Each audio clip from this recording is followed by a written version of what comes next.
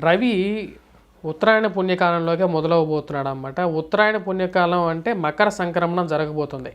జనవరి 15 నుంచి ఫిబ్రవరి 15 వరకు రవి మకర రాశిలోనే ప్రయాణం చేయబోతున్నాడు. అంటే దాదాపు 30 రోజులు అన్నమాట. ఎందుకంటే రవి ప్రయాణం వచ్చేటప్పటికి 0.58 డిగ్రీస్ పర్ డే, అంటే ఒక రోజుకి 0.58 డిగ్రీస్ ప్రయాణం చేయబోతాడు. ఉత్తర భూగోళానికి ఉత్తర దిక్కున ప్రయాణం చేయబోతున్నాడు అన్నమాట. ఉత్తర దిక్కున స్టార్ట్ అవబోతున్నది. ఇది చాలా శుభదాయకంగా కూడా చెప్పచ్చు. ఉత్తరాయణ పుణ్యకాలం అనేది ఎన్నో పుణ్య కార్యక్రమాలకి కూడా నిలవ అన్నమాట. రవి అత్యంత శక్తివంతుడైనటువంటి గ్రహం. ఈ యొక్క రవి యొక్క ఆరాధన చేయటం వల్ల, సూర్యారాధన చేయటం వల్ల ఎంతో గొప్పది అని చెప్పేసి సాక్షాత్ శ్రీకృష్ణ భగవానుడు చెప్పాడనమాట. అంటే సూర్యుడి యొక్క గొప్పతనాన్ని శ్రీకృష్ణుడు చెప్పాడు. తన యొక్క సంతానానికి కూడా ఎప్పుడైతే క్షయవాదికి గురైనటువంటి శ్రీకృష్ణుడి యొక్క సంతానానికి చెప్పడం జరుగుతుంది అన్నమాట. సూర్యారాధన చేయటం వల్ల అన్య రకాలైనటువంటి రోగాలకి దూరంగా జరగచ్చు అని చెప్పి శాస్త్రంలో చెప్పడం జరిగింది. సూర్యుడి యొక్క స్థానం అనేది కొన్ని స్థానాల్లో అనుకూలమైనటువంటి ఫలితాన్ని ఎక్కువగా ఇస్తాడు. మనం పూర్తిగా గమనించినట్లయితే 3, 6, 10, 11 స్థానాల్లో పూర్తి అనుకూలమైనటువంటి ఫలితాలుగా ఇవ్వడం జరుగుతుంది అన్నమాట. అంటే రవి తన యొక్క స్థానాల్లో సంచారం చేస్తున్నప్పుడు 3, 6, 10, 11 స్థానాల్లో సంచారం చేస్తున్నప్పుడు తన యొక్క బలాన్ని పూర్తిగా ఇవ్వగలుగుతాడు అన్నమాట. అంటే ముఖ్యంగా రవి ఎవరి జాతకంలో అయితే సరైన స్థానంలో ఉంటాడో, రవి మహర్దశ చాలామంది జాతకాల్లో అనుకూలంగా ఉండదు. అంటే రవి మహర్దశ వస్తే మనం ఏదో ఉచ్చ స్థానంలోకి వెళ్తాము అని చెప్పి కొంతమంది అనుకోవచ్చు.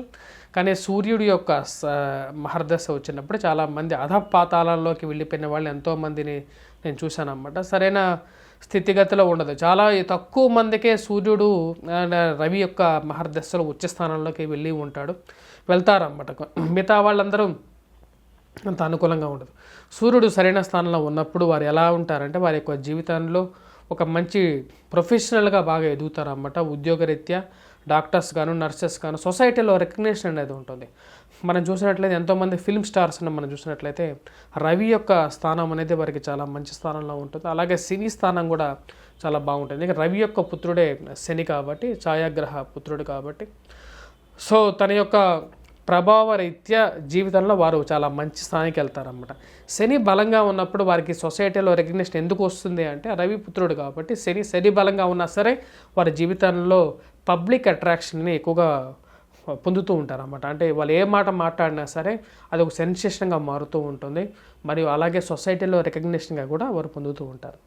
సో సూర్యారాధనకి చాలామంది చాలా రకాలుగా కూడా చేస్తూ ఉంటారు. మన యొక్క ఇప్పుడు జరగబోతున్నటువంటి సూర్య సంక్రమణం అంటే మకర సంక్రమణంలో ఎలా ఉంటుంది అనేది, ద్వాదశ రాశుల వారి మీద ప్రభావం ఎలా ఉంటుంది అనేది చూద్దాం. సింహరాశి వారికి వచ్చేటప్పటికి టైం స్టార్ట్ అయిందన్నమాట. సింహరాశి వారికి కొంచెం ఈ యొక్క నెల చాలా అనుకూలమైనటువంటి ఫలితాలే రాబోతున్నాయి అన్నమాట. ఎందుకంటే రాబోయేటువంటి టైంలో రవి జనవరి 15 నుంచి మకర సంక్రమణం జరగబోతుంది. కరెక్ట్గా సింహరాశి వారికి షష్టమ రాశి అన్నమాట, అంటే 6వ రాశి. సో రవి మకర రాశి వారికి అంటే సింహరాశి వారికి మకర రాశిలో సంచారం చేస్తున్నప్పుడు పూర్తి యోగాన్ని ఇవ్వగలుగుతాడు. వృత్తిరీత్యా చాలా అనుకూలమైనటువంటి ఫలితాన్ని ఇవ్వగలుగుతాడు అన్నమాట. అంటే ఉద్యోగరీత్యా ఇతర ప్రమోషన్స్ కానీ, ఇంక్రిమెంట్స్ గురించి కానీ ప్రయత్నాలు చేస్తున్నప్పుడు ఫలితాన్ని యోగ్యపరంగా ఇవ్వగలుగుతాడు. వృత్తి వ్యాపార రీత్యా కూడా అనుకూలంగా ఉంటుంది. చేపట్టబోయే ప్రతి పనిలోనూ విజయాన్ని సాధించగలుగుతారు. నూతనంగా ఉద్యోగ ప్రయత్నాల గురించి ఎవరైతే ప్రయత్నాలు చేస్తున్నారో వారికి అది సిద్ధిస్తుంది. ఎక్కువ కాలంగా వచ్చేటప్పటికీ ఒకే చోట ఉండిపోయి అంటే ట్రాన్స్ఫర్స్ గురించి ప్రయత్నాలు చేస్తున్నటువంటి వారికి కొంచెం చలనం అనేది కలుగుతుంది అన్నమాట. అంటే మార్పు అనేది కలుగుతుంది. ఆ మార్పు గురించి ప్రయత్నం చేయడానికి కూడా ఇది ఒక మంచి తరుణంగా గోచరిస్తుంది అన్నమాట. మరియు వాటితో పాటు శత్రు విజయాన్ని సాధించగలుగుతారు. శత్రువుల మీద ఒక స్టెప్ పైకి రాగలుగుతారు. అలాగే వివాహ ప్రయత్నంలో కూడా ఏవైతే ఉన్నాయో, వివాహ ప్రయత్నంలో ఎవరైతే కష్టపడుతున్నారో వారు తగినంత కష్టాన్ని నుంచి బయటికి రావటం అనేది జరుగుతుంది అన్నమాట. అంటే ఎవరైతే శత్రువులు ఉన్నారో, అలాగే ఏవైతే ఈ కోర్ట్ రిలేటెడ్ కేసెస్ ఏవైతే ఉన్నాయో ఎన్నో రోజుల నుంచి బయటికి రానటువంటి కేసెస్లో కూడా వారి యొక్క శత్రువుల మీద కూడా విజయాన్ని సాధించగలుగుతారు. అలాగే విద్యార్థులు ఎవరైతే ఉన్నారో విద్యార్థులు పోటీ పరీక్షల్లో ఉత్తీర్ణత సాధించగలుగుతారు. జనవరి 15 నుంచి ఫిబ్రవరి 15 మధ్యలో ఏదైనా పోటీ పరీక్షలు రాయగలిగితే ఏదైనా ఉంటే వాటిలో మటుకు కంపల్సరీగా ఉత్తీర్ణత సాధించగలుగుతారు. గవర్నమెంట్ రిలేటెడ్ సెక్టార్స్ గురించి ప్రయత్నాలు చేస్తున్నటువంటి వారు ఎవరైతే ఉన్నారో వారికి కూడా ఈ యొక్క నెల రోజులు చాలా అనుకూలమైనటువంటి కాలంగా ఉంది. ఆ యొక్క పోటీ పరీక్షలు అనుకూలంగా ఉంటుంది. ఆరోగ్యంలో కూడా కొంచెం అనుకూలత పొందగలుగుతారు అన్నమాట. అలాగే వృత్తి వ్యాపార రీత్యా కూడా సానుకూలమైనటువంటి ఫలితాలు పొందగలుగుతారు. నూతన ఉద్యోగ ప్రయత్నాల్లో అనుకూలంగా ఉంటుంది. జనవరి తర్వాత కొత్త ఉద్యోగం వెళ్ళాలి, కొత్త వ్యాపారం ప్రారంభించాలనుకునే వారికి అనుకూలంగా ఈ నెల రోజులు అనుకూలమైనటువంటి ఫలితాలు ఉంటాయన్నమాట. దానిలో ఎటువంటి సందేహం లేదు. రవి చాలా యోగకారకమైనటువంటి స్థానంలో ఉన్నాడు. వ్యాపార విషయాల్లో కూడా అనుకూలంగానే ఉంటుందన్నమాట. ఈ యొక్క రాశి వారికి వచ్చేటప్పటికీ అనుకూలమైనటువంటి కాలంగానే చెప్పవచ్చు. ఎందుకంటే సింహరాశి వారికి షష్టమంలో ఉన్నటువంటి రవి పూర్తి యోగకారకుడు, యోగకారకమైనటువంటి ఫలితాన్ని ఇవ్వగలుగుతాడు అన్నమాట. మనం ఇప్పుడుదా చూసినట్లయితే రవి యొక్క సంచారం, రవి యొక్క ప్రభావం అనేది ఎలా ఉంటుందని ద్వాదశ రాశుల వారి మీద చూశాను. రవి అన్ని రాశుల వారికి యోగాన్ని ఇవ్వడం అన్నమాట. అంటే కొన్ని రాశులకి కొన్ని నష్టాన్ని కూడా కలిగిస్తూ ఉంటాడు. రవి యొక్క సంచారం అనేది, రవి సరైన స్థానంలో లేనప్పుడు వాడి యొక్క ప్రభావం అనేది ఎలా ఉంటుందనేది కూడా మనం చూసాం. అంటే కొన్ని రాశులకి ధనక్షయకారకుడుగా ఉంటాడు, ఆరోగ్యాన్ని హరిస్తాడు. కొన్ని రాశులకు వచ్చేటప్పటికీ చాలా ఉచ్చమైనటువంటి స్థితిలోకి తీసుకెళ్తాడు. మేషరాశి వారికి అనుకూలంగా ఉన్నప్పటికీ వృషభ రాశికి అనుకూలంగా లేదు, పక్క రాశి. మరి మీనరాశికి అనుకూలంగా ఉంది.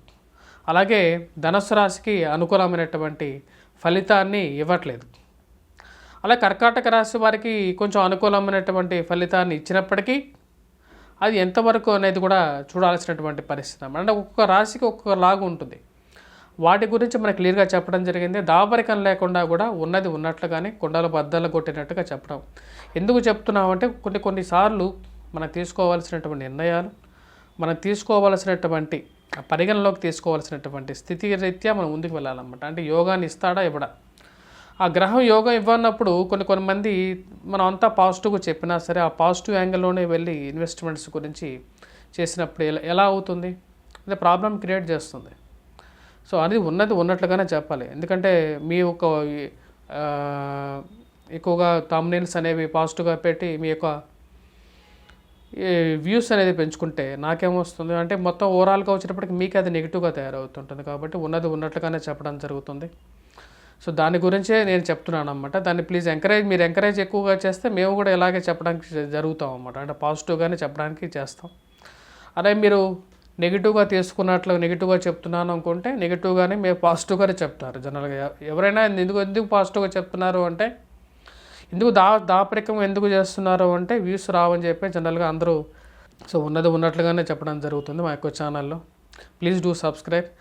మీ వ్యక్తిగత జాతకరీత్యా కూడా పరిగణనలోకి తీసుకొని, అలాగే జ్యోతిష్యరీత్యా జాతకరీత్యా కూడా తీసుకునే సరే ఏదైనా ఒక కార్యక్రమం అనేది మొదలు పెట్టాలి. అంతేగాని గోచార రీత్యానే కాకుండా మీ వ్యక్తిగత జాతక రీత్యా తెలుసుకోవడానికి మా యొక్క నెంబర్లో సంప్రదించండి. మీకు వ్యక్తిగత అపాయింట్మెంట్ కావాలి అనుకుంటే తద్వారా ముందుకు వెళ్ళటం అనేది జరుగుతుంది అన్నమాట. స్వస్తి. Please do subscribe and share.